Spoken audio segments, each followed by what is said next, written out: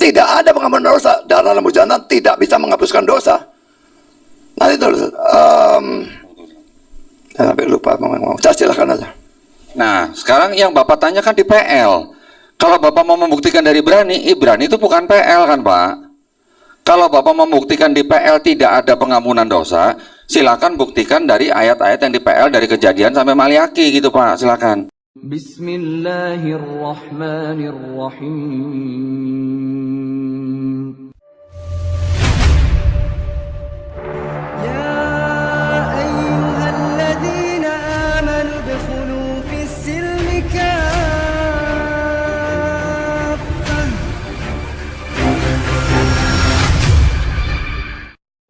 Kalau ada yang offset dari waktunya, maka saya akan peringatkan. Kemudian, yang ketiga, masing-masing tim diberi waktu bicara yang sama, yakni masing-masing 60 menit. Baik tim Kristen maupun Muslim, maka jatahnya sama, 60 menit. Yang keempat, setiap pembicara mengurangi total waktu yang sudah diberikan. Artinya, siapa yang berbicara atau menguasai forum untuk berbicara, maka dihitung waktunya. Kemudian yang kelima, jika waktu yang diberikan kurang, tim bisa meminta tambahan waktu maksimal 15 menit. Dan ini disepakati bersama dan dua-duanya mendapatkan tambahan yang sama. Kemudian, yang keenam, jika salah satu tim tidak menjawab pertanyaan tim lawan hingga 3 kali, maka waktu 60 menit akan dikurangi 10 menit. Jadi ada penaltinya. Kalau pertanyaan tidak dijawab, saya peringatkan, sampai 3 kali tidak dijawab, maka akan saya berikan penalti, yakni waktu dikurangi 10 menit. Kemudian yang ketujuh, ada coffee break 15 menit. Kemudian yang kedelapan, hak siar live sebelumnya milik YPM At-Tauhid. Bisa disepakati bersama tata tertib ini?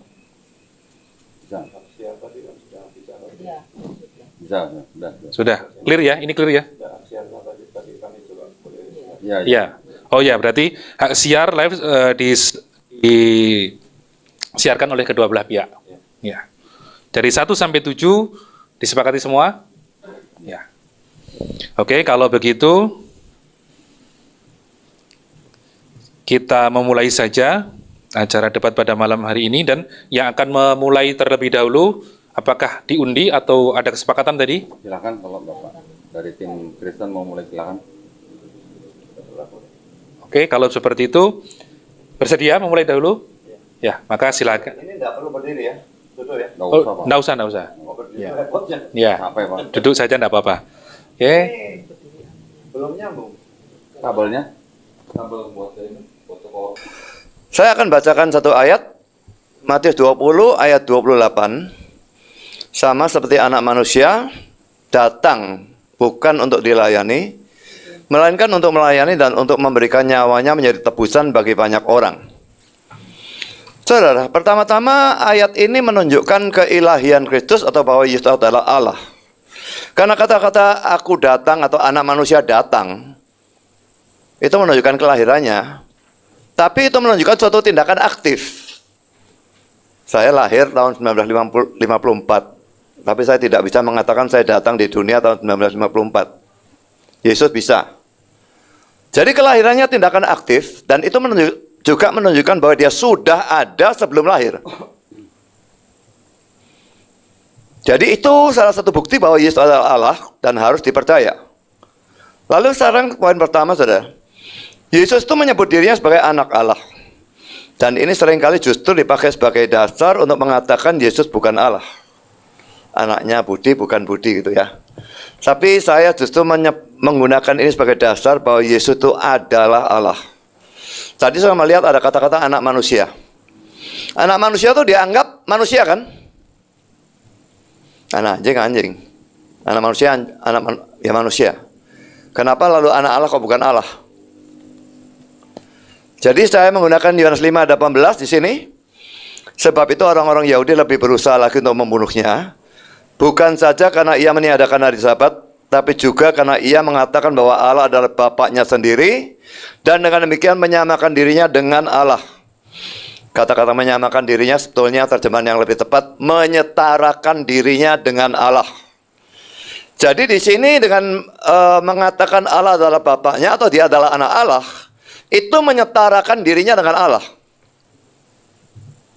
Yang kedua, Yesus itu berulang kali disembah dan disebut Allah atau disebut Tuhan. Oh ya, saya lupa katakan, kalau saya menggunakan kata Allah, itu menerjemahkan kata bahasa Inggris God. Kalau saya menggunakan kata Tuhan, itu menerjemahkan kata bahasa Inggris Lord. Ya, Yesus berulang kali disembah dan disebut Allah atau Tuhan.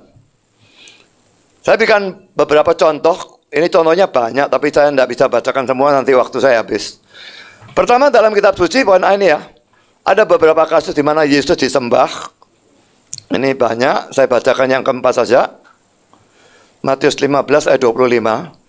Tapi perempuan itu mendekat dan menyembah dia, sambil berkata, Tuhan, tolonglah aku. Disebut Tuhan dan disembah. Ya, ayatnya banyak, saya loncat lagi.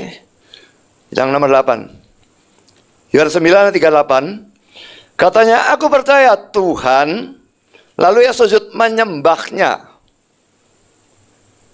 Jadi, baik Yesus maupun kitab suci tidak pernah menyalahkan orang-orang yang menyembah Yesus ini. Poin B. Yesus mau menerima sembah dan sebutan-sebutan itu. Dan tidak pernah menolaknya. Padahal dia sendiri mengatakan bahwa kita hanya boleh menyembah Allah. Hanya boleh menyembah Allah. Tapi dia disembah. Dia terima. Dia tidak marahi orang itu. Matius 4 ayat 10. Maka berkatalah Yesus kepadanya, enjanglah iblis, sebab ada tertulis, engkau harus menyembah Tuhan Allahmu, dan hanya kepada dia sajalah engkau berbakti. Kata hanya itu jelas ditekankan ya. Hanya kepada dia sajalah engkau berbakti. Harus menyembah Tuhan Allahmu. Jadi sembah dan bakti itu hanya boleh kepada Allah. Dan kita melihat bahwa rasul-rasul menolak sembah. Dalam kisah 10, 25, 26. Juga kisah 14, 13, 18. Lalu yang kedua, malaikat juga menolak sembah dalam Wahyu 19 ayat 10 dan Wahyu 22 ayat 8 dan 9. Dan yang ketiga, Herodes karena mau menerima penghormatan ilahi dihukum mati oleh Allah. Dalam kisah Rasul 12 ayat 20 dan 23. Karena itu, kalau Yesus menerima sembah, maka cuma ada dua pilihan. Saya tekankan, cuma ada dua pilihan. Atau dia adalah orang yang kurang ajar, atau nabi palsu, atau dia adalah Allah sendiri. Yang mana yang saudara pilih? Ini saya tujukan kepada pendapat Muslim, karena mereka percaya Yesus hanya nabi. Tidak bisa nabi. Dia mengatakan hanya boleh sembah Allah, dia sembah diterima. Ini orang kurang ajar. Atau nabi palsu, atau memang Allah sendiri. Jadi tidak ada pilihan, ya, tidak ada pilihan yang lain ya. Atau dia Allah, atau dia nabi palsu. Tidak ada pilihan bahwa ia adalah nabi asli, orang saleh, dan sebagainya, tapi bukan Allah. Tidak ada. Jawab pertanyaan ini. Dia Allah atau nabi palsu?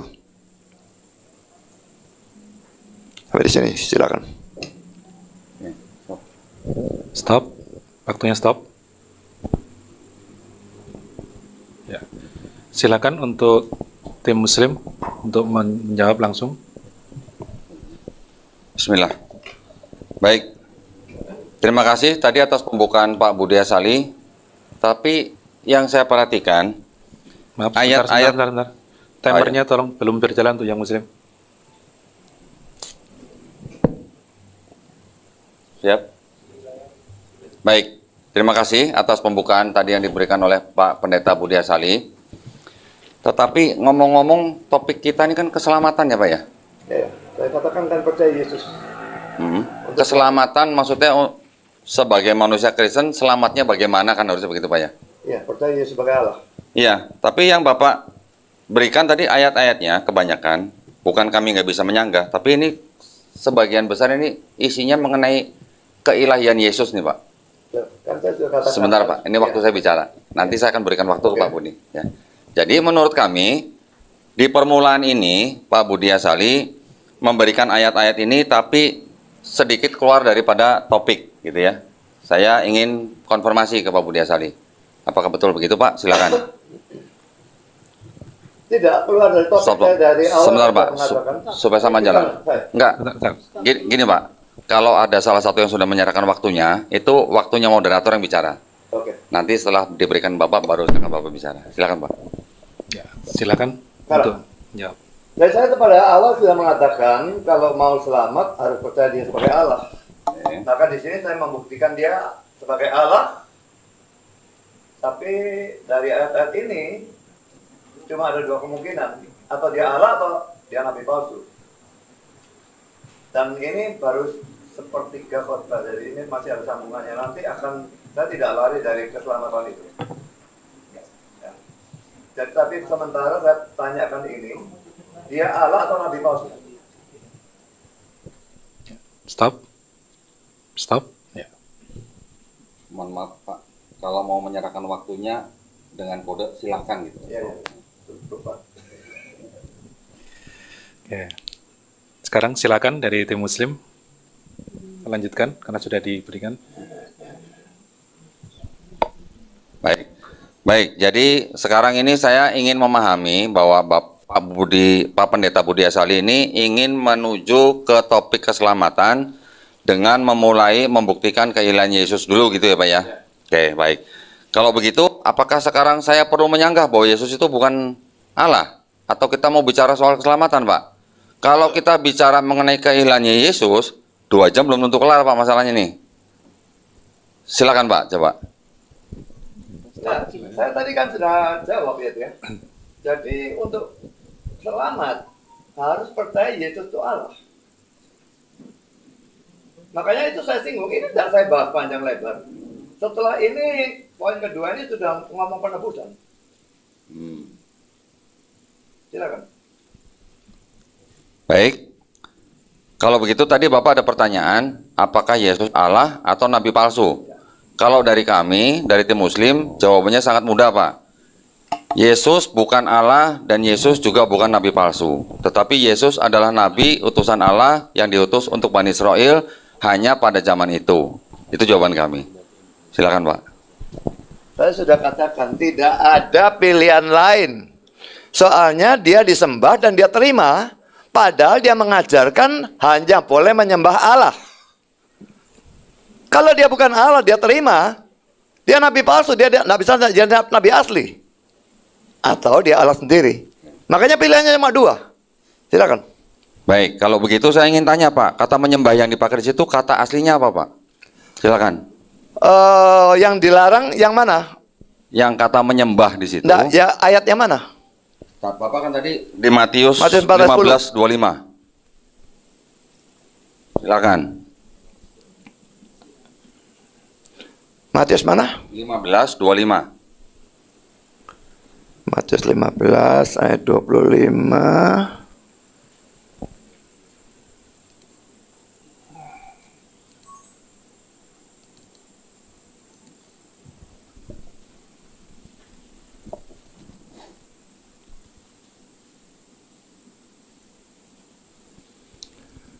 Menyembah proskuneo. Proskuneo. Apakah proskuneo itu digunakan dalam arti menyembah Tuhan atau bisa menyembah atau sujud kepada manusia juga, Pak? Silakan. Bisa digunakan untuk menyembah manusia, bisa digunakan untuk menyembah Allah. Dalam perjanjian lama memang penyembahan terhadap manusia, malaikat dan sebagainya itu masih ditoleransi. Tapi sejak Yesus mengucapkan Matius 4 ayat 10, yang juga menggunakan kata proskuneo, tidak boleh. Makanya Rasul-Rasul menolak, saya sudah berikan ayatnya, kisah 10 dan kisah 14, malaikat pun menolak, Herodes dihukum mati karena menerima. Jadi kembali pada pertanyaan saya, bagaimana bisa nabi asli? Dia melarang menyembah siapapun kecuali Allah, dia disembah, diterima. Silakan. Baik, kalau Bapak menanyakan hanya diberikan kepada dua pilihan, yang pilihannya Bapak yang buat, saya masih bisa berkilah kemana-mana, Pak. Tetapi saya ingin memastikan dulu, kalau Bapak bilang tadi proskuneo bisa dipakai untuk menyembah Tuhan Sang Pencipta dan juga untuk hormat kepada manusia, berarti itu belum jaminan langsung bahwa Yesus itu pasti Allah gitu.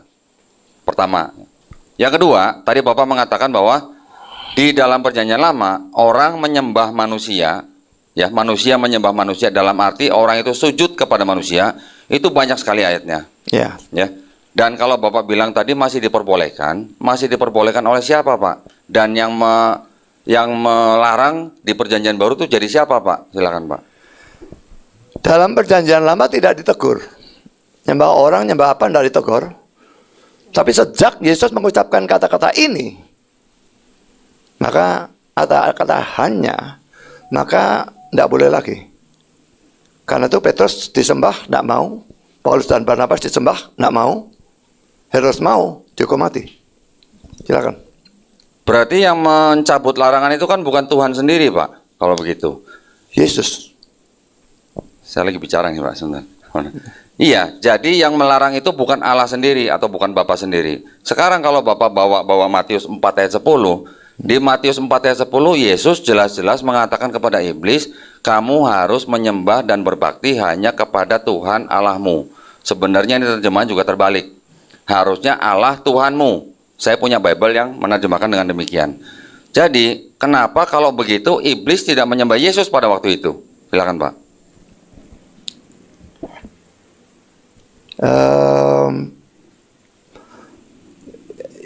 Yesus tidak menyuruh iblis menyembah Tuhan, ya. Iblisnya minta Yesus nyembah dia, maka akan diberikan kerajaan dunia dan sebagainya. Lalu Yesus berkata, anyahlah iblis, sebab ada tertulis, dia ngutip Alkitab ini, ya, engkau harus menyembah Tuhan Allahmu dan hanya kepada Dia saja engkau berbakti. Jadi sebetulnya tidak ada perintah apapun. Dan kami percaya Yesus itu Allah, dan Dia berhak mengatakan seperti ini sebetulnya. Harus menyembah Tuhan Allahmu. Silakan. Nah, jadi pertanyaan saya, kalau Yesus mengutip Perjanjian Lama, meminta iblis untuk menyembah dan berbakti hanya kepada Tuhan Allahmu, kenapa iblis pada waktu itu tidak menyembah Yesus kalau Bapak berkeyakinan bahwa Yesus itu Allah? Silakan, Pak. Yesus ya terang tidak mau nyembah lah. Mana dia mau nyembah Yesus? Dia kepingin Yesus nyembah dia kok. Kan godaan di padang gurun kan itu. Silakan. Jadi iblis tidak tahu kalau Yesus itu Allah pada waktu itu, Pak. Silakan. Dia tahu tapi dia tidak mau mengakui dan tidak mau menyembah. Silakan. Jadi iblis tahu nggak Yesus punya Tuhan? Silakan, Pak. Iblis tahu Yesus itu Tuhannya sendiri.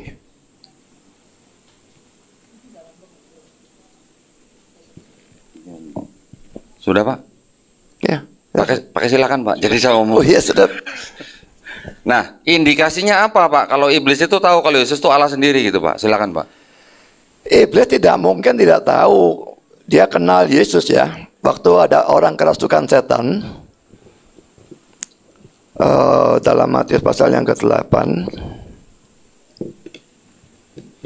dia mengenali, ya.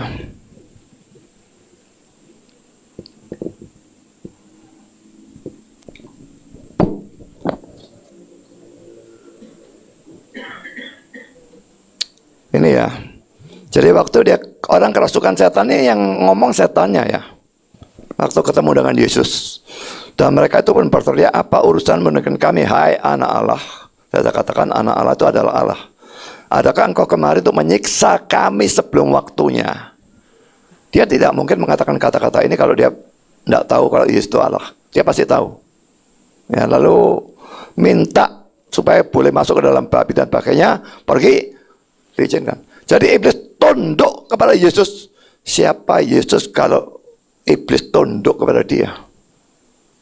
Kalau bukan Allah. Silakan. Pak, di mana indikasi bahwa anak Allah sama dengan Allah? Silakan, Pak. Saya tadi sudah mengatakannya.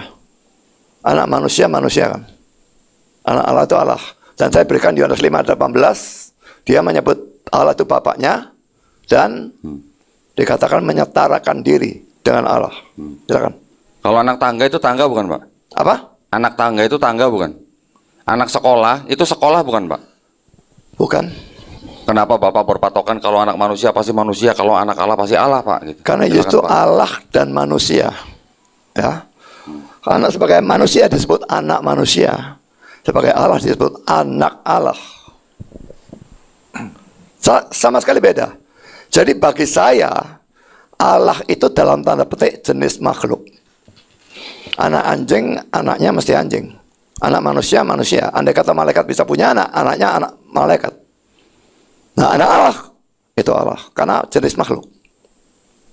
Tapi dia jenis makhluknya cuma satu. Silakan. Kalau Adam anak Allah juga bukan, Pak? Daud anak Allah? Kata Tunggu anak. sebentar, Pak. Oh, maaf ya.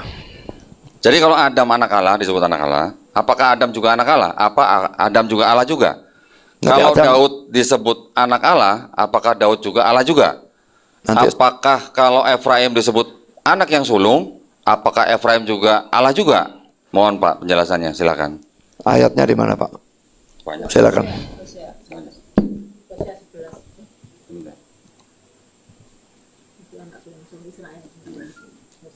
Maaf, waktunya tadi pihak Kristen sudah menyampaikan silakan, masih jalan.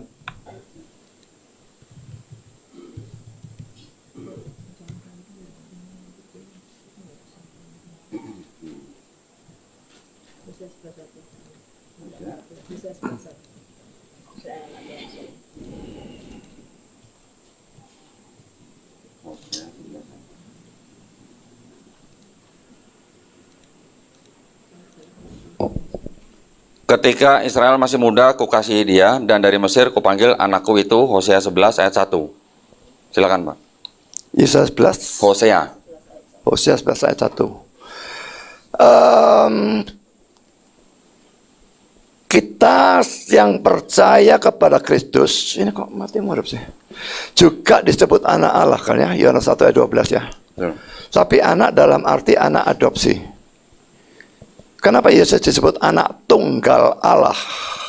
Nah, dalam Yohanes 1 ayat 14, juga dalam Yohanes 1 ayat 18, lalu Yohanes 3 ayat 16, Yesus disebut anak tunggal. Padahal kita yang percaya Yesus disebut anak Allah. Karena dia anak yang sungguh-sungguh. Kalau yang lain itu anak adopsi.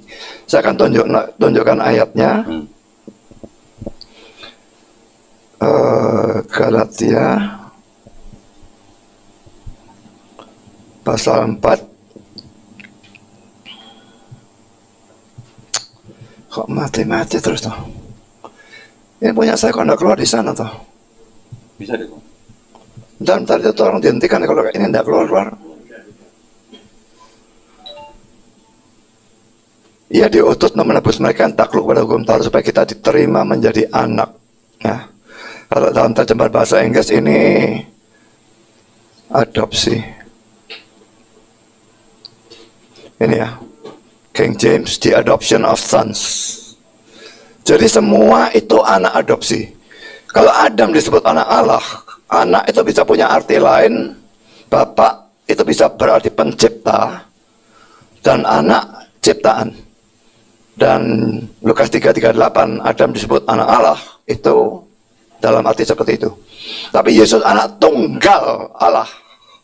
Ini anak sungguh-sungguh. Silakan. Baik. Kalau Bapak bilang adopsi di Galatia 4 ayat 5, itu kan bukan perkataan Yesus, Pak. Itu perkataan Paulus. Ada nggak, Pak, perkataan dari Yesus bahwa Yesus itu bukan anak adopsi gitu? Kita setuju Silakan, berdebat. Pak. Saya belum ngomong. Oh, belum. Jadi maksud saya, menurut kami, yang disebut dengan anak Allah itu bukan berarti ada adopsi atau ada anak tunggal satu-satunya. Karena tradisi Yahudi memang mengenal istilah anak Allah itu sebagai sebutan atau julukan sebagai orang-orang yang soleh atau yang saleh gitu. Bukan berarti kalau dia disebut anak Allah, dia Allah sendiri. Di perjanjian lama begitu banyak anak Allah, di perjanjian baru juga ada sebutan kita Bapak sebagai orang Kristen yang mengaku mengikuti perintah Tuhan juga disebut anak Allah. Kalau Bapak mengatakan ada adopsi atau bukan adopsi, boleh Pak, saya minta ayatnya. Yesus mengatakan bahwa dia bukan adopsi. Silakan Pak. Kita setuju berdebat berdasarkan Alkitab dan termasuk sirat-sirat Paulus ya. Silakan. Baik, Bapak mengatakan mau setuju dengan perkataan Paulus, tidak apa-apa. Tetapi yang kami minta adalah yang murni perkataan dari Yesus. Karena nanti kita bisa buktikan ajaran Yesus ada yang berbeda dengan ajaran Paulus. Kalau Bapak bisa sebutkan kepada saya, ada nggak Yesus pernah mengajarkan dosa waris? Silakan Pak. Tidak semua yang Yesus ajarkan itu mesti ada yang Paulus ajarkan dan sebagainya. Tapi saya tidak percaya sedikit pun bahwa ada perbedaan antara ajaran Yesus dan ajaran Paulus. Kalau ada tolong ditunjukkan. Tapi ini melebar kemana-mana, ini makin lama makin jauh. Justru itu Silakan. Pak. Bapak silakan dulu Pak. Ya, silakan. Justru itu Pak. Kalau Bapak mengatakan tidak ada yang berbeda dengan antara ajaran Yesus dengan Paulus, tadi saya baru minta bukti ayat di mana Yesus mengajarkan dosa waris. Bapak sudah mengatakan tidak harus semua yang diajarkan Paulus pernah diajarkan oleh Yesus. Itu artinya memang ada perbedaan ajaran Paulus dengan ajaran Yesus. Di Matius 18 ayat 3, Yesus mengatakan bahwa untuk masuk ke dalam kerajaan sorga, kalian hanya perlu bertobat dan menjadi seperti anak kecil ini. Dan Yesus tidak pernah mengatakan bahwa ada dosa waris yang harus ditebus oleh dirinya sendiri gitu. Sedangkan dosa waris atau dosa yang menjalar dari dosa yang dilakukan oleh Adam dan Hawa kepada setiap bayi yang lahir itu tidak pernah diajarkan Yesus gitu Pak. Jadi menurut kami hal ini merupakan hal yang sangat esensial karena penebusan dosa waris tidak pernah diajarkan oleh Yesus. Silakan Pak. Oke, saya tanyakan kepada saudara. Kata-kata Yesus dan Paulus, yang mana yang tingkatnya lebih tinggi? Silakan. Silakan. Menurut kami lebih tinggi Yesus Pak. Silakan Pak. Dua-dua adalah firman Tuhan ya. Selama itu masuk dalam Alkitab, ini adalah firman Tuhan, maka tingkatnya sama. Apakah perjanjian lama, Musa atau siapapun, pokoknya masuk firman Tuhan itu tingkatnya sama. Tidak bisa kata-kata Yesus lebih tinggi daripada Paulus pada waktu Paulus menulis diilhami oleh Allah. Kata-katanya setara dengan firman Tuhan dan setara dengan kata-kata Yesus. Silakan. Jadi menurut Bapak, Paulus kata-katanya sama tingginya dengan perkataan Yesus. Ya. Kalau begitu, tolong tunjukkan Pak, yang menebus dosa ini kan Yesus, bukan Paulus. Ya. Betul. Kalau menurut kami lebih tinggi karena Yesus yang menebus dosa manusia menurut ajaran Kristen. Gitu ya. Jadi kalau Yesus yang menurut Bapak mati di atas kayu salib untuk menebus dosa manusia, tetapi yang mengajarkan dosa warisnya bukan dia yang disalib, yang mana kira-kira menurut Bapak yang lebih tinggi? Silakan Pak. Saya sudah katakan tidak harus Yesus mengajarkan apa yang Paulus ajarkan. Kalau semua mesti mengajarkan seperti itu, Petrus juga mesti mengajar, Yohanes mesti mengajar, Musa mesti mengajar. Lah ya seluruh Alkitab penuh dengan dosa waris. Jadi satu mengajar A, satu mengajar B, satu mengajar C dan sebagainya. Silakan. Baik. Kalau memang Bapak bilang Yesus tidak harus mengajarkan, tapi Paulus boleh mengajarkan apa yang dilakukan oleh Yesus, kan itu kelihatan Pak. Jadi memang ada bedanya ajaran Yesus dan Paulus. Yesus tadi mengatakan kamu hanya perlu bertobat dan menjadi seperti anak kecil ini untuk masuk kerajaan sorga. Kalau untuk bertobat dan seperti anak kecil ini, apakah harus percaya bahwa ada dosa waris yang ditebus oleh Yesus? Silakan Pak. Beda, tidak masalah selama tidak bertentangan. Silakan.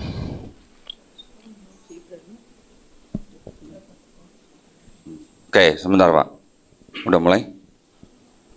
Ibrani 9 ayat 2. 22, maaf. Ibrani 9 ayat 22 dikatakan, dan hampir segala sesuatu disucikan menurut hukum Taurat dengan darah. Dan tanpa penumpahan darah tidak ada pengampunan. Menurut Bapak, ini betul nggak Pak? Silakan Pak. Betul, silakan. Betul menurut Yesus atau menurut Paulus Pak? Silakan.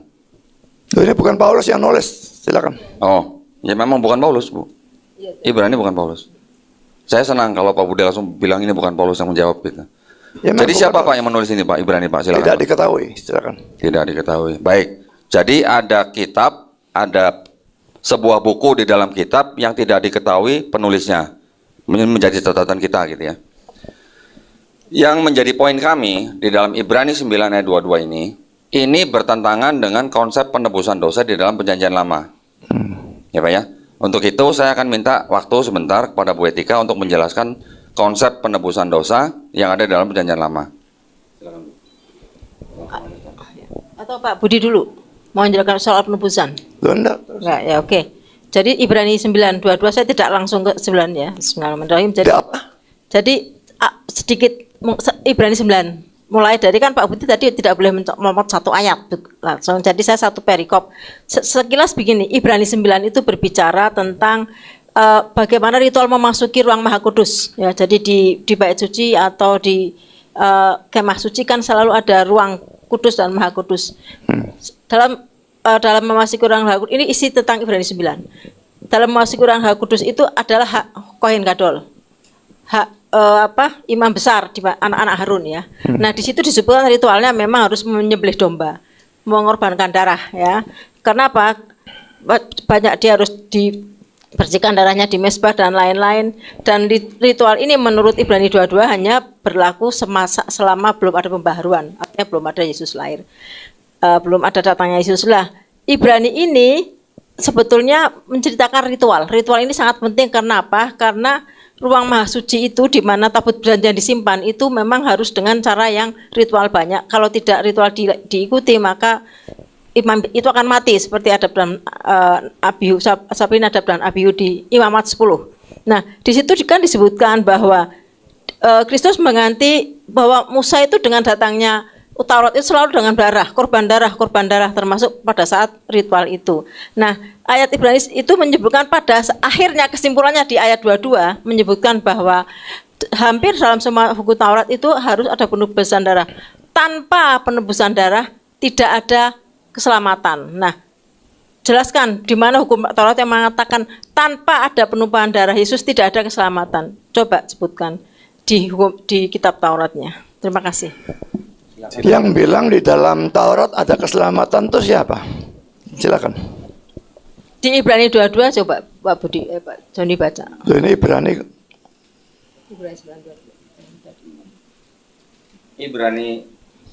Ibrani 9:22 di situ ada ayat paralel mengambil dari Imamat 17 ayat 11.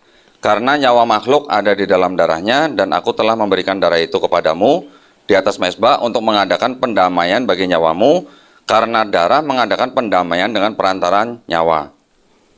Silakan Pak.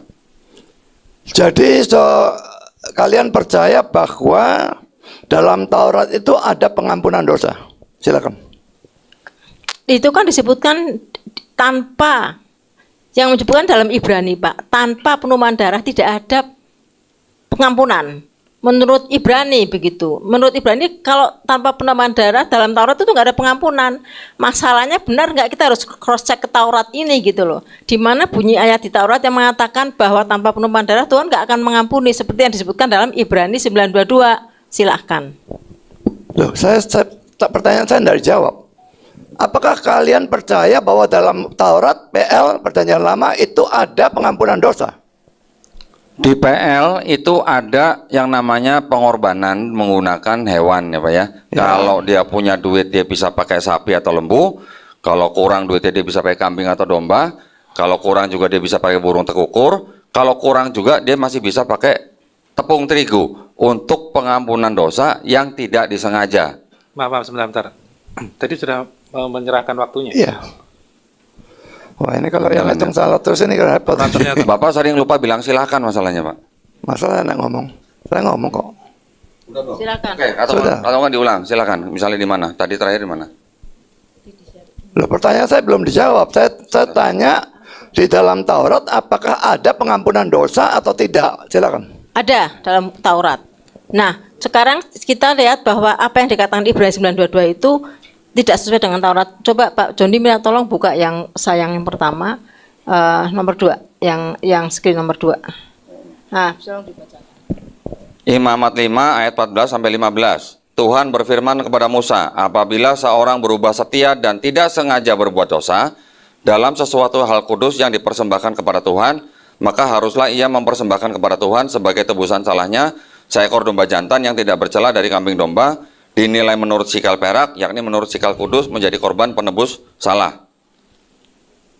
Terusin dulu, mau diserahkan atau? Oh ya, silakan dulu Pak. Itu yang maksudnya gini. Saya tambah sedikit. Jadi penebusan darah itu hanya tidak, kalau Ibrani kan tanpa penumpahan darah. Kalau dalam Taurat itu penebusan darah itu hanya untuk dosa yang tidak disengaja, ya. Hanya untuk dosa yang tidak sengaja ya, Pak. Nah, tidak sesuai dengan Ibrani 9:22 yang mengatakan bahwa hampir semua hukum Taurat harus dengan penumpahan darah. Tanpa penumpahan darah tidak ada pengampunan. Nah, ini tidak pas dengan Taurat. Silakan Pak.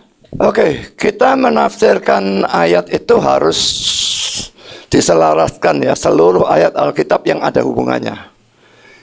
Makanya saya tadi tanya, dalam Taurat ada pengampunan, saudara jawab ada. Ya, saya akan tunjukkan Ibrani 10 ayat 4. Tolong kok enggak keluar sih. Sebab tidak mungkin darah lembu jantan atau darah domba jantan menghapuskan dosa. Lalu ayat 11 selanjutnya, setiap imam melakukan tiap-tiap hari pelayanannya dan berulang-ulang mempersembahkan korban yang sama sekali tidak dapat menghapuskan dosa. Jadi penulis Ibrani mengatakan dalam Taurat tidak ada pengampunan dosa. Kenapa dalam Taurat seolah-olah dikatakan ada pengampunan dosa? Karena itu adalah tipe. Sesuatu yang saya kira orang Islam tidak ngerti. Dalam Kristen itu ada tipe dan antitipe. Ya. Domba korban dan sebagainya itu tipe. Dan Yesus itu antitipenya, penggenapannya. Ini bayangannya, ini penggenapannya. Karena mereka percaya pada janji Tuhan ini, dianggap mereka percaya pada Yesusnya. Seandainya penebusan Kristus ini tidak ada, Yesus tidak mati di salib dan sebagainya, mereka boleh korbankan 1 juta lembu, tidak akan diampuni. Jadi mereka diampuni karena Yesus menebus dosa, bukan karena korban itu sendiri. Lalu saya akan tunjukkan Ibrani pasal 2.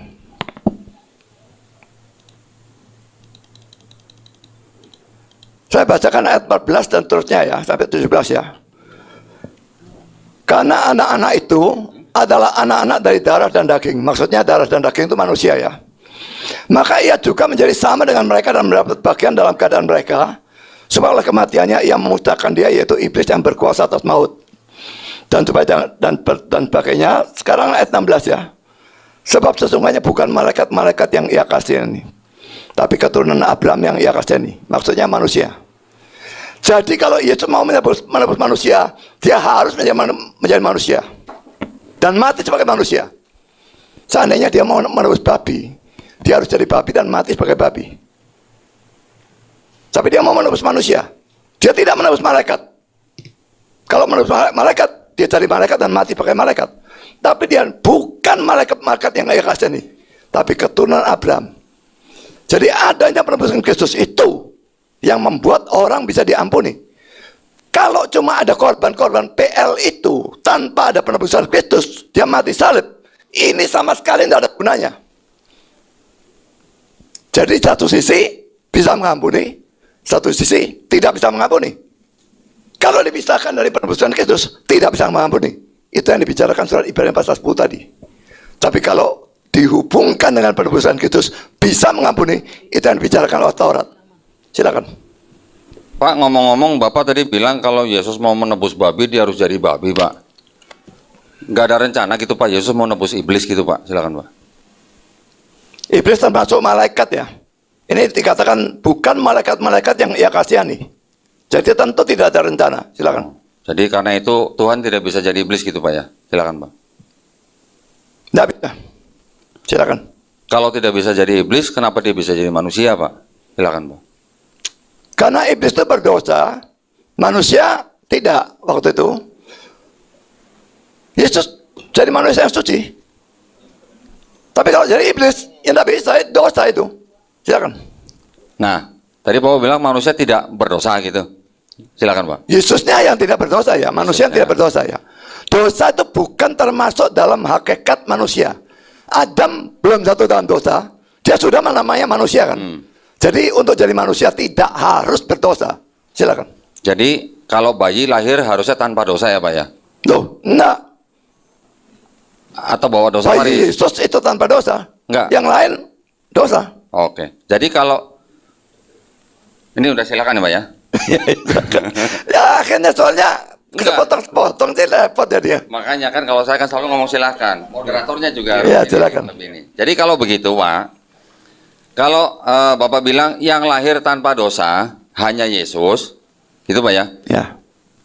Si Paulus nggak tahu kalau Yesus itu lahir bawa dosa waris atau enggak, silakan Pak. Tentu dia tahu, tapi dia tidak perlu ngomong. Kalau dia boleh ngomong, dia boleh tidak ngomong. Tidak harus orang ngomong. Dosa waris sudah ada dalam Mazmur 51 ayat 7. Silakan. Nggak kelar. Sayang Pak waktunya Pak kalau nggak Bapak mau silakan. Mazmur berapa tadi Pak? Apa? Mazmur berapa tadi? 51 ayat 7. Mengenai Daud yang sudah di dalam kandungan sudah berdosa gitu. Ya. Itu kan dosa ibunya Pak, bukan Loh. dosa Daudnya. Ah, Nabi. Bukan. Oke, enggak itu selingan aja. Saya belum Baik, ngomong, saya belum mau silakan, saya Iya, belum mau iya, silakan. oke. Saya tadi hanya konfirmasi aja. Jadi begini Pak, kalau Bapak bilang mengajarkan dosa waris, padahal yang mengajarkan itu Paulus, sedangkan Yesus tidak pernah mengajarkan dosa waris. Terus tadi saya tanya, kalau anak manusia lahir bawa dosa waris, cuman Yesus yang lahir tidak bawa dosa waris, begitu Pak ya? Terus Bapak tadi juga menyinggung-nyinggung bahwa sudah dinubuatkan bahwa Yesus memang harus mati untuk menebus dosa manusia. Ya. Begitu Pak ya? Itu kan menurut PL Pak ya? Pertanyaan saya, yang menulis PL ini Kristen atau bukan Pak? Silakan Pak. Kristen. Silakan. Kristen mana Pak yang nulis Tanakh Pak? Silakan. Tolong diulang. Tanakh. Ini Pak. Ya saya ngerti. Kalimatnya saya tidak dengar. Kristen mana yang menulis Tanakh ini Pak? Silakan Pak.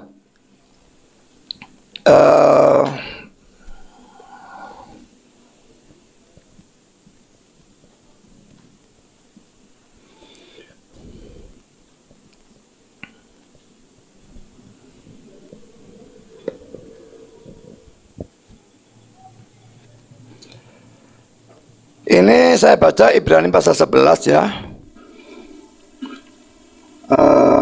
Ayat 24, 25, 26 ini ya. Karena iman maka Musa, ini penulis Tanakh juga kan ya, setelah dewasa menolak disebut anak putri Firaun. Karena ia lebih suka menderita sengsara dengan umat Allah daripada untuk sementara menikmati kesenangan dari dosa. Ia menganggap penghinaan karena Kristus sebagai kekayaan yang lebih besar daripada semua harta Mesir, sebab pandangannya ia arahkan kepada upah. Jadi Musa disebut menganggap penghinaan karena Kristus. Jelas dia disebut dianggap sebagai orang yang percaya kepada Kristus, Kristus yang akan datang. Semua orang-orang perjanjian lama yang beriman kepada Kristus yang akan datang. Kalau orang-orang perjanjian baru beriman kepada Kristus yang sudah datang. Tapi sama-sama beriman kepada Kristus. Jadi yang menyelamatkan tetap iman kepada Kristus. Mulai Adam jatuh terus sampai akhir zaman, hanya iman kepada Kristus yang menyelamatkan. Kalau tidak beriman kepada Kristus, tidak bisa masuk surga, dan satu-satunya tempat selain surga adalah neraka. Silakan. Pertanyaan saya ulang nih Pak. Kedua kali saya tanya nih. Orang Kristen mana yang menulis Tanakh? Ini adalah Tanakh nih Pak. Saya sudah jawab ini. Mana? Siapa orang Kristen yang menulis ini Pak? Bapak tahu tanah kan? Tahu. Iya. Ini Tanah kapan tahu. disusunnya, Pak? Apanya? Tanah kapan disusun, Pak? Apanya? Tanah disusun, Hah? dikanonisasi. Hah? Tanah, Bapak tahu tanah ya? Ya, Disusun perjanjian lama. Nah, orang Kristen mana yang menyusun tanah, Pak? Itu pertanyaan saya. Bukan menulis. Menulis, ya menulis, yang Lah menulis ini tanah. Musa kan? Musa tidak nulis tanah. Jadi menurut Bapak Musa Kristen? Iya. Oke, boleh Pak sebutkan saya di mana ayatnya Musa Lah Kristen? ini ayatnya baru saya bacakan. Mana ada kata Kristennya, Pak? Dia menganggap Kristus. penghinaan karena Kristus sebagai kain lebih besar dan sebagainya. Sebutan Kristen pertama kali kapan, Pak? Silakan, Pak. Saya menganggap semua orang yang percaya kepada Kristus itu adalah Kristen sebagai Tuhan dan Juru Selamat ya. Atau percaya nubuat-nubuat tentang Kristus atau simbol-simbol atau tipe-tipe tentang Kristus, maka dia adalah orang Kristen. Dan semua orang-orang percaya dalam perjanjian lama, saya anggap sebagai orang Kristen. Silakan. Jadi menurut Bapak Tuhannya Musa itu Yesus. Silakan, Pak. Ya, silakan. Buktinya boleh diperlihatkan nggak, Pak? Bahwa Musa mengetahui bahwa Tuhannya itu namanya Yesus. Silakan, Pak. Ini dikatakan menderita penghinaan karena Kristus. Kristus kan juga Yesus. Silakan. Pak, tadi kan Bapak bilang Ibrani ini yang nulis nggak tahu siapa. Tapi tetap masuk kanon Alkitab. Tidak ada keharusan tahu siapa yang nulis. Loh, Banyak yang tidak diketahui penulisnya. Tidak ada masalah. Silakan. nah, jadi bagaimana Bapak yakin kalau Musa ini meyakini bahwa Yesus itu adalah Tuhannya dia? Kalau Musa aja jangan-jangan pasti nggak tahu, Pak, ayat ini, Pak. Gitu. Silakan, Pak. Musa tahu atau tidak tahu, tapi penulis ini tahu kalau Musa tahu Kristus. Kalau tidak disebutkan begini. Ini Alkitab. Ini harus dianggap firman Tuhan. Ini benar. Silakan. Silakan, Pak. Sekarang buktikan penulis Ibrani tahu kalau Musa mengenal Kristus. Silakan, Pak. Loh, ayatnya sudah saya berikan kok. Bukan, maksud saya dari perjanjian lama gitu. Loh, buktinya ya ayat ini kok bisa. Saya tidak butuh ayat lain. Satu ayat itu cukup kalau ayatnya jelas. Dia menganggap penghinaan karena Kristus sebagai kekayaan yang lebih besar dan sebagainya. Silakan. Nanti lain. Nah, sekarang maksud saya gini loh, Pak. Udah dimulai ya waktunya. Maksud saya begini.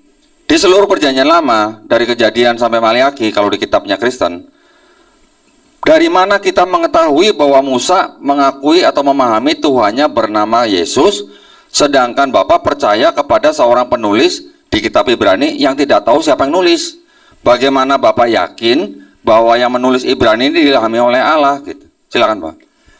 Karena ini masuk di dalam kanon Alkitab. Dan ingat perdebatan kita dengan perjanjian berdasarkan Alkitab. Berarti juga surat Ibrani ini.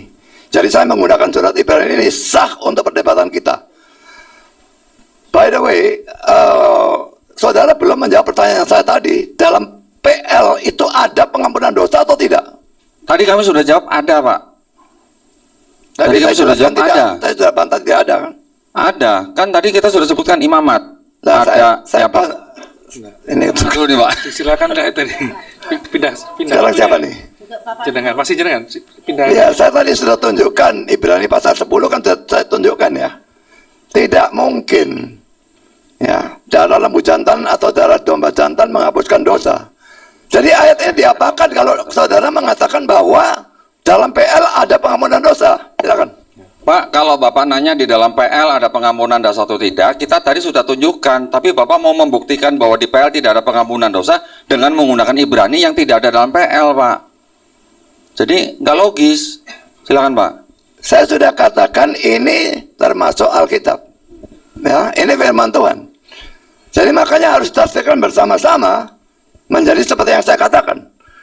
Yang tadi sudah saya katakan. Tapi kalau kalian mengatakan bahwa ada pengampunan dosa, ya, lalu buat apa Allah jadi manusia dalam diri Yesus mati menebus dosa? Kalau memang dalam PL sudah ada pengampunan dosa, Yesus tidak perlu datang.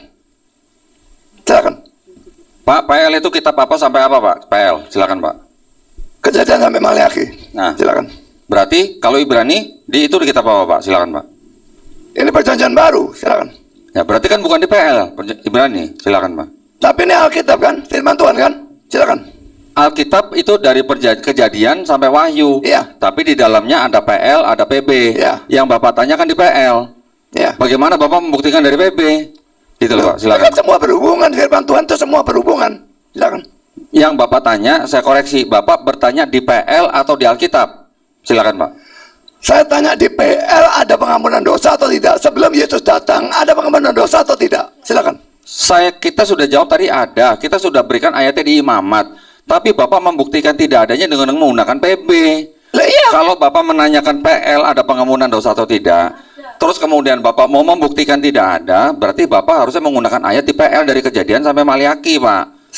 Jangan ambil dari Ibrani. Menggunakan Silakan, Pak. ayat PB itu sah karena itu firman Tuhan dan itu benar.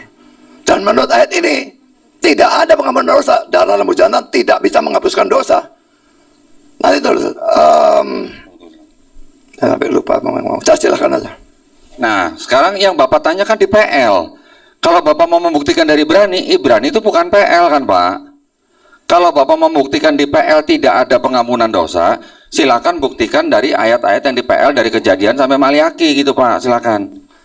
Saya tanya, ini ayat yang ini kok ayatnya terus tidak ada tuh. Ayat ini firman Tuhan ya atau tidak? Silakan. Kalau Bapak bertanya kepada kami yang Muslim, ayat yang di Ibrani itu firman Tuhan atau bukan? Kami katakan bukan, karena yang nulis siapa aja nggak tahu, Pak. Silakan, Pak. Kalau bukan kok mau menjadikan dasar debat kita ini seluruh Alkitab termasuk surat Ibrani? Silakan. Justru kami memang membuktikan bahwa itu bukan dari Tuhan. Coba dibuka ini, Pak. Tadi kan dikatakan bahwa ada pengampunan dosa untuk penebusan darah hanya untuk dosa yang tidak disengaja, itu disebutkan tadi dalam imamat. Kemudian yang bahwa larangan atau Taurat itu melarang membunuh manusia, mengorbankan manusia. Tadi Yeremia yang punya saya. Nah, yang nomor 4. Nah, ini, satu lagi larangan. Nah, coba dibaca. Nah, Yeremia 32 ayat 35. Mereka mendirikan bukit-bukit pengorbanan untuk Baal di lembah Ben Hinnom untuk mempersembahkan anak-anak laki-laki dan anak-anak perempuan mereka kepada Moloch sebagai korban dalam api. Sekalipun aku tidak pernah memerintahkannya kepada mereka, dan sekalipun hal itu tidak pernah timbul dalam hatiku, yakni hal melakukan kejijikan ini sehingga Yehuda tergelincir ke dalam dosa. Saya tambahkan sedikit ya, Pak. Jadi Taurat itu melarang pengorbanan manusia dalam bentuk apapun, entah itu Tuhan, entah apa. Itu yang nulis Bapak kan yakin, yang menulis Perjanjian Lama itu kan juga Tuhannya Bapak, ya, sampai seperti Bapak. Pertama, yang kedua, dosa penebusan itu hanya untuk dosa yang tidak disengaja dalam Perjanjian Lama. Kalau dosa itu disengaja ya harus bertobat, harus menangis, harus nanti biar Pak Dondi yang menyebutkan di Yesaya 1. Jadi hanya untuk dosa yang tidak sengaja itu harus menyembelih domba. Tetapi disebutkan di ayat di Imamat 5, apa itu dosa yang tidak sengaja, misalnya menginjak kotoran, bersumpah, tidak sadar bersumpah, itu dosa kecil dan itu bisa diganti dengan korban darah. Kemudian kalau tidak, orang itu nggak punya lembu, gimana kalau nggak punya, kan nggak semua orang punya darah lembu ya, itu disebutkan di Imamat 5, 7-13. Jika kamu tidak punya domba untuk mengorbankan darah, maka boleh kamu mengorbankan burung tekukur atau merpati. Tapi jika kamu tidak punya burung merpati atau tekukur, kamu boleh mengorbankan dengan mengganti 1/10 eva tepung terigu. Jadi tidak harus begini loh, Pak. Dalam Ibrani 9:22 kan disebutkan begini, gudeg adalah satu-satunya makanan. Tanpa gudeg kamu tidak bisa makan. Nah, sementara sebetulnya dalam imamat ini adalah gudeg hanyalah salah satu makanan. Kalau kamu tidak bisa mampu beli gudeg, ya mau beli nasi goreng ya boleh, mau beli pohong ya boleh. Artinya dalam imamat itu tidak dikatakan bahwa tanpa darah tidak ada pengampunan, karena dosa avodas hadam atau korban darah binatang hanya untuk dosa yang tidak disengaja, tidak disebutkan sama Pak Dondi di imamat. Juga hanya itu bisa diganti dengan yang lain kalau nggak punya domba. Jadi tidak salah kalau Ibrani mengatakan tanpa pengampunan, tanpa darah tidak ada pengampunan. Ini tuh hanya sama kok, ngomongnya beda gitu loh. Ya, itu yang terus bisa dilanjutkan dengan Yesaya 1:18. Yesaya 1 ayat 16 sampai 18. Karena basuhlah, bersihkanlah dirimu. Jauhkanlah perbuatan-perbuatan jahatmu dari depan mataku. Berhentilah berbuat jahat, belajarlah berbuat baik. Kendalikan orang-orang kejam, belalah hak anak-anak yatim. Perjuangkanlah perkara janda-janda. Baiklah, marilah kita berperkara. Firman Tuhan, katanya ini Pak ya. Jikalau dosamu merah seperti kirmisi, akan putih seperti salju. Jikalau dosamu merah seperti kain kesumba, akan putih seperti bulu domba. Dari mulai basuhlah dan segala macam, berhentilah berbuat jahat, belajarlah berbuat baik. Itu artinya orang bangsa Israel disuruh bertobat, maka dosanya yang merah seperti kirmisi atau kain kesumba bisa putih menjadi seperti salju atau bulu domba. Itu bukti bahwa di dalam perjanjian lama ada pengampunan dosa dengan bertobat. Kalaupun dengan menggunakan hewan atau darah, darahnya hanya darah hewan, bukan darah manusia gitu.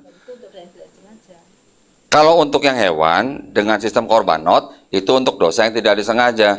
Tetapi yang dengan bertobat dan segala macam yang tadi saya sebutkan Yesaya 1 ayat 16 sampai 18 itu bukti bahwa ada pengampunan dosa dengan bertobat. Tidak perlu ada orang yang harus mati di atas kayu salib. Silakan Pak. Yang dosa sengaja tidak bisa diampuni, dosa tidak sengaja bisa diampuni, tolong berikan ayatnya, silakan.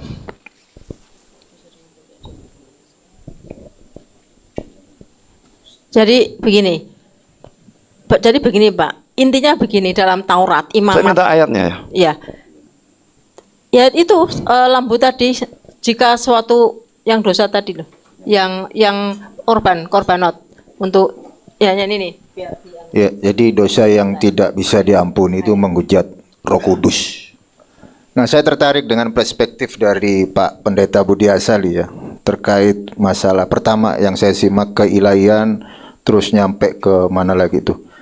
Di Kristen diajarkan satu konsep teologi yang dikenal sebagai subteologi. Nah, ini lawannya saya ini, mantap.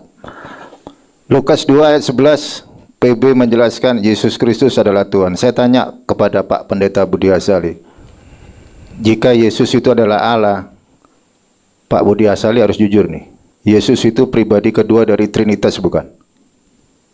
Silakan. Silakan. Saya belum selesai dengan yang tadi ya. Dosa sengaja dan tidak sengajanya di mana? Silakan. Iya, Yesus itu kan ini Allah. menambah dan mengalihkan, dan nanti dulu yang Enggak, saya ini- mau ini tuntaskan pertama. itu dulu, silakan. Iya, yang tadi kan ini kan kita dari awal nih, Yesus Allah. Habis itu masuk ke konsep soteriologi. Kan gitu. Padahal di dalam Tefarim di sana dikatakan Sema Israel Hashem Elokeinu Hashem Echad.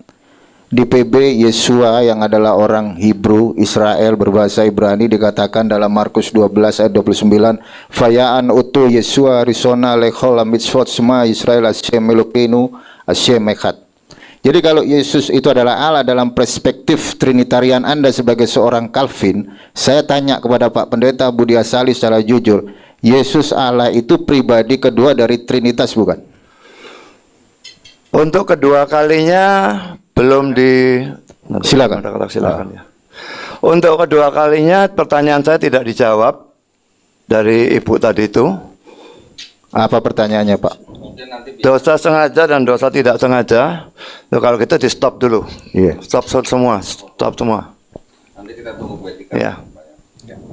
Tapi ini kalau ada pertanyaan dari kami, nanti Bapak boleh jawab. Iya. Iya. Nanti kita juga akan ingatkan moderator Iya, nanti. harus ingatkan Bu Etika Iya. untuk menjawab. Iya. Gimana Pak? Bersedia nggak Pak? Soalnya pikirannya ini omongan ke sini itu mengalihkan ya. Jadi sebetulnya itu dituntaskan dulu, baru ngomong yang lain ini jadi lari Ya, ke jangan kemana-mana. dulu ya, Tami ya. Atau kita ambil tadi ada coffee break 15 menit dulu. Ah, gitu juga Ya, boleh. kita coffee break dulu karena ada satu yang pemateri yang belum bisa hadir untuk menjawab. Ya. Bagaimana? Setuju kedua belah pihak? Boleh. Tidak usah lama-lama, 5 menit aja. Oh iya, Coffee break Pak. coffee break. Oh, sekalian. Ya sudah boleh. Iya. Ya. Ya, kalau gitu. Ya, silakan kita Nanti stop dimulai lagi, dilanjutkan. 15 menit. Ini jam 2105 nanti kita lanjut lagi di 2120. 20. Ya, 920. Baik.